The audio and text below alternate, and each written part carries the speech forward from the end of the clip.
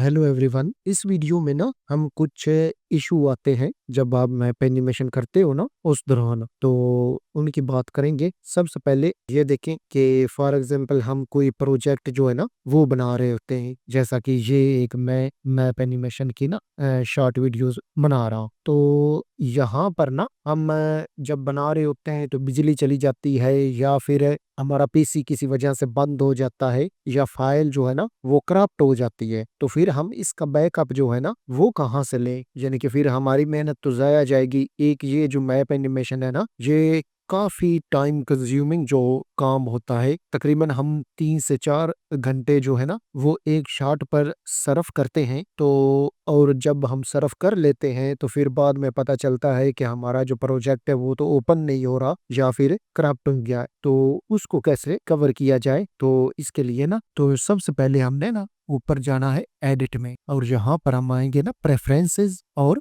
यहाँ पर हम अगर देखें तो ये एक ऑटो सेव का ना बटन है, इस पर हम क्लिक करेंगे। तो शायद मैंने पहले भी आपको अपनी किसी वीडियो में बताया हो, तो ये हमारे पास ना एक पॉप अप जो है ना वो ओपन हो चुका है। अब अगर हम यहाँ पर देखें ना ऊपर, ये सेव एवरी जो है ना ये आप खुद सिलेक्ट कर सकते हो। यहाँ से 3 मिनट, 1 मिनट, 2 मिनट, ये अब आप ना अपनी मर्जी के मुताबिक सिलेक्ट कर दो। तो मैंने इसे 3 मिनट जो है ना वो रखा हुआ है। इसके बाद जो है ना ये नीचे है save when starting render Q, तो इसको भी मैंने ना चेक कर रखा है। नीचे क्या है कि मैक्सिमम प्रोजेक्ट वर्जन्स, यानी कि आप जो जिस प्रोजेक्ट पर काम कर रहे हैं ना वो कितने यानी कि दफा सेव हो, तो मैंने इसे 5 रखा है। आप इसे अपनी मर्जी के मुताबिक रख सकते हो, और यहाँ से मैं इसे करूंगा ओके। तो अब मैं आपको दिखाता हूँ ये फाइल मैंने सेव जहाँ पर करके रखी है। ये देखें, ये फाइल जो है ना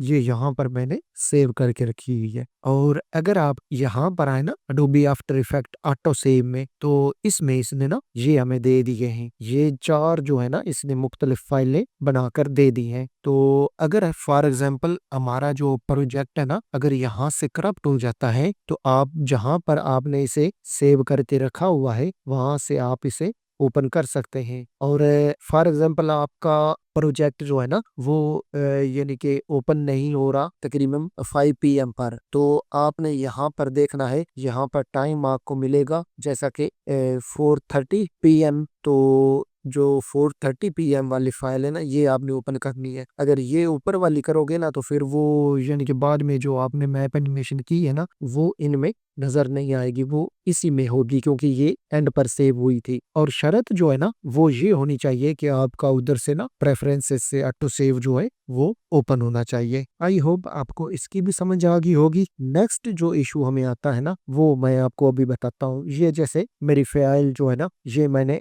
मैप एनिमेशन रेडी कर ली है। अब क्या करना है कि अब मैंने इसे रेंडर करना है एडोबी मीडिया इनकोडर में। तो मैं इसे एडोबी मीडिया इनकोडर में लेकर चलता हूँ। तो ये यहाँ पर आ चुकी है, इसे मैं ओपन करूंगा। और अगर यहाँ पर हम देखें ना तो इसकी वो सेटिंग वगैरह मैंने जो पीछे लेटेस्ट वीडियो अपलोड की है ना उसमें आप देखोगे तो आपको पता चल जाएगा। अच्छा, यहाँ पर आप देखो ये जो एरिया आ रहा है ना ब्लैक, अब हमारा मैप जो है वो तो हमने कंप्लीट की है मैप एनिमेशन, लेकिन या जब हम इसे रेंडर करेंगे ना तो ये इस टाइप से आएगा। इसका जो ये बैकग्राउंड है ना ये बिल्कुल ब्लैक आएगा। तो इसको कैसे फिक्स करना है, ये तो अब काफी प्रॉब्लम हो गई, यानी कि हमने 3 से 4 घंटे सर्फ किए और अब जब हम इसे रेंडर करने लगे तो ये जो है ना हमें इशू दे रहा है। तो इसको अगर हम वापस आए ना आफ्टर इफेक्ट में, तो यहाँ पर अगर हम स्टार्ट में आकर देखें ना तो यहाँ पर इशू है ही आ रहा। तो इसको कैसे फिक्स करना है, सबसे पहले आपने शिफ्ट को प्रेस करके ना